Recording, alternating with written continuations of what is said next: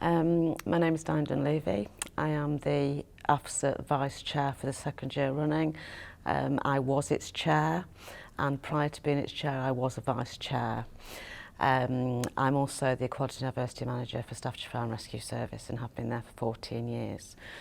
I first met Jagtar Singh 14 years ago, before AFSA National was in existence, so I have been part of the movement from the very beginning. I remember the initial stages. I remember the support that we had from CIFOA to do a National Equality and Diversity Conference, which Jagtar led on. And then I kind of played a very background role for AFSA. So I did lots and lots of work for them, but I don't particularly like being at the forefront and the sort of poster person for AFSA. And I've held the role of charity executive member for AFSA because in a previous organisation I have done some work overseas. My academic background lends itself to international development, and I was voted as chair for AFSA at a meeting where I wasn't present. I'd already started to work on the Smoke and Mirrors report with Roger Klein prior to being chair, and that work was completed whilst I was chair. The position gave me access nationally, above and beyond my role at Staffordshire Fire and Rescue Service.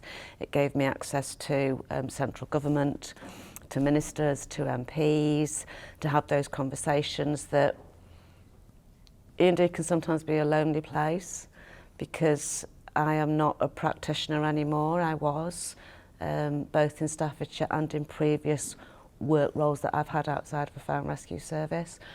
And now my work is somewhat strategic, and it is strategic with AFSA as well.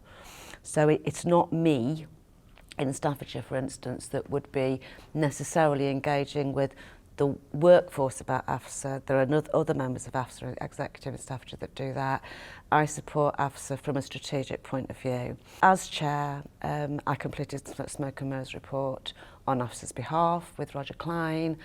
I was able to get AFSA to a point of going for charitable status. Those were my aims and objectives of being chair, to do those two things. We still haven't quite achieved charitable status within the Charities Commission, but we are well on our way to doing that. And I'm still committed to doing that, whether I'm chair or not. And I think that whether I'm chair, whether I'm vice chair, or whether I am or I'm not on the executive, my support for AFSA has been a constant.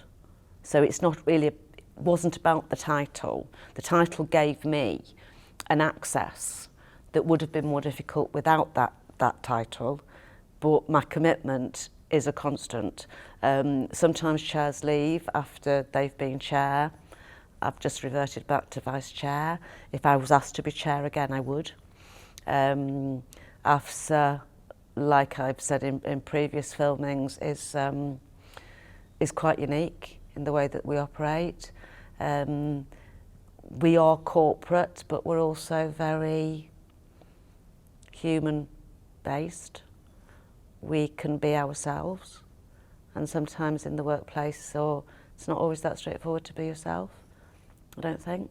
Whereas in AFSA, you're accepted with your warts and all. We've got to a point where we are nationally recognised as probably, certainly the best equality network staff and corporate group in the British Fire Service. I would go as far as to say that in some aspects in the UK. So I think that we need to collectively work with other groups like NHS employers, which we are, but to actually do more groundwork. So we've got our strategic profile in place, which is very much in place. And we have to, I think, sort of pull back a little bit from being quite so corporate to actually doing little things, as engaging with supporting services who engage with their communities, because we have that talent within AFSA to open those doors up within local communities in fire and rescue services where our membership applies. And I think that that's what we should be doing. So a step not off the gas in terms of our corporate profile, but some